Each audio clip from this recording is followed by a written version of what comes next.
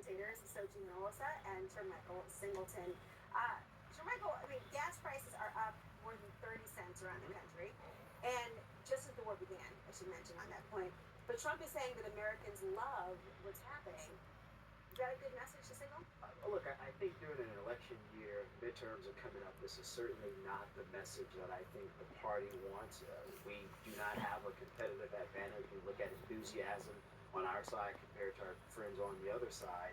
And so I think the president has to figure out if this is something that may continue beyond the next month or two. Do we tap into our strategic oil reserves?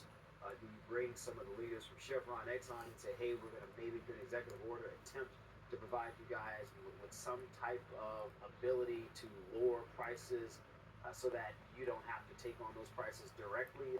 There are some constitutional ways, from what I've been reading, the president could potentially do that through his executive powers. We'll see if they go that route. Then you call your friend over at OPEC and say, look, we've been gracious to you guys in a number of fronts.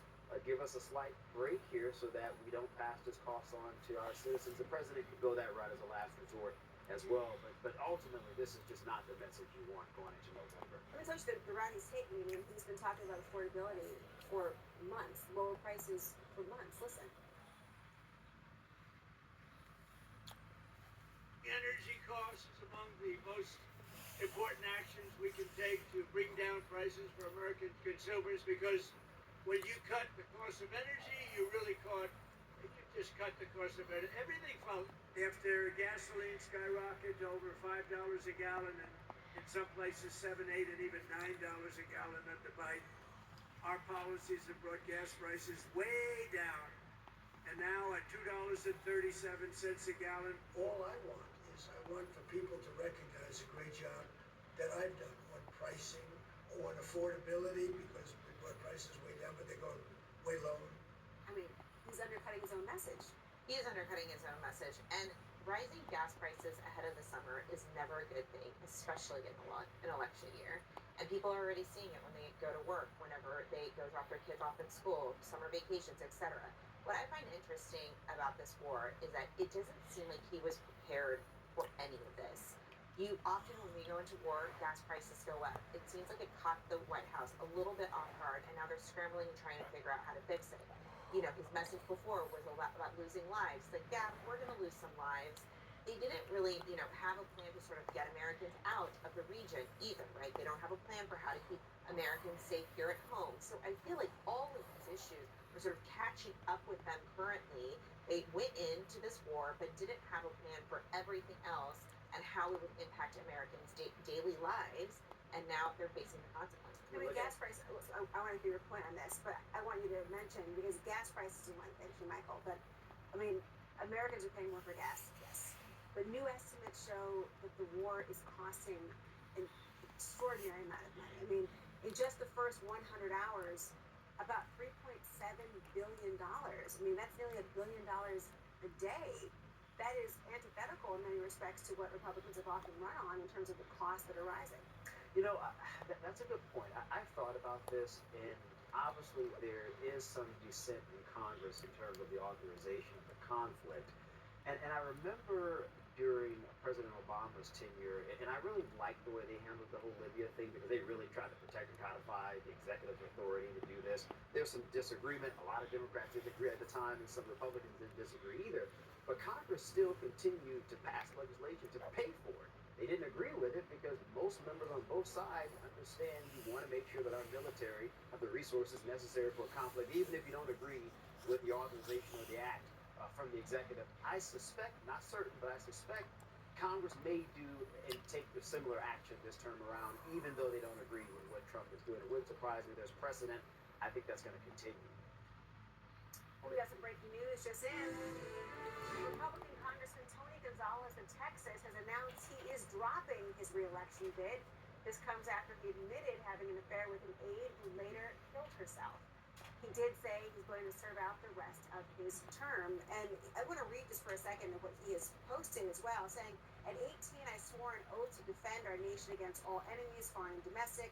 During my 20 years in the military and 3 terms in Congress, he talks about fighting for those moments.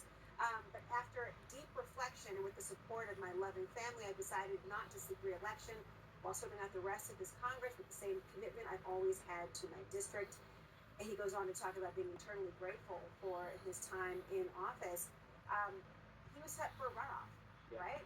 Brandon Herrera. Brandon Herrera, Yeah. and there was calls for him to step down a while ago in the investigation as well. What's your take on this? Well, first of all, full disclosure, my sister is running for governor in Texas.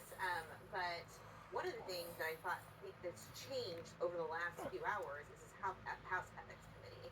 And it made Republicans very uneasy to know that this affair that he had with this woman who passed away, the details are terrible.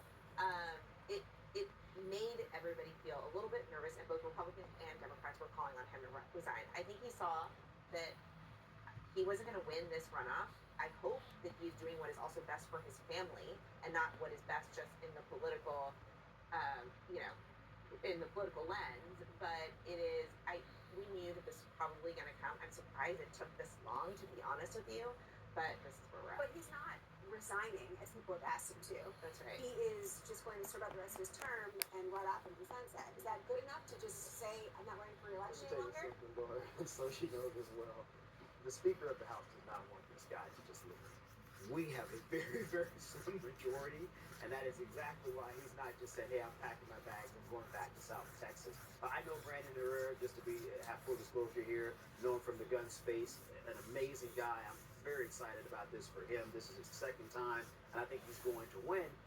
But I think he ultimately made this decision because there was more that was expected to come out. I don't know if it's true or not, but that's what I've been hearing from some But places that's I've been still talking. not resigning. I mean, Well, the House Ethics Committee, as soon as you leave the House Ethics Committee, that investigation goes away. Goes away, yeah. So that is why I'm surprised he is not leaving, because more could come out. The House could investigate him, so even though he is not running for election. And so for his own, for his family and for his reputation and for the country, it just seems like the best thing to do, if I were him, is leave, given that you know that these investigations will continue over the next. But you know, Republicans, we need the vote. We can't lose them. that poor woman. Thank you both.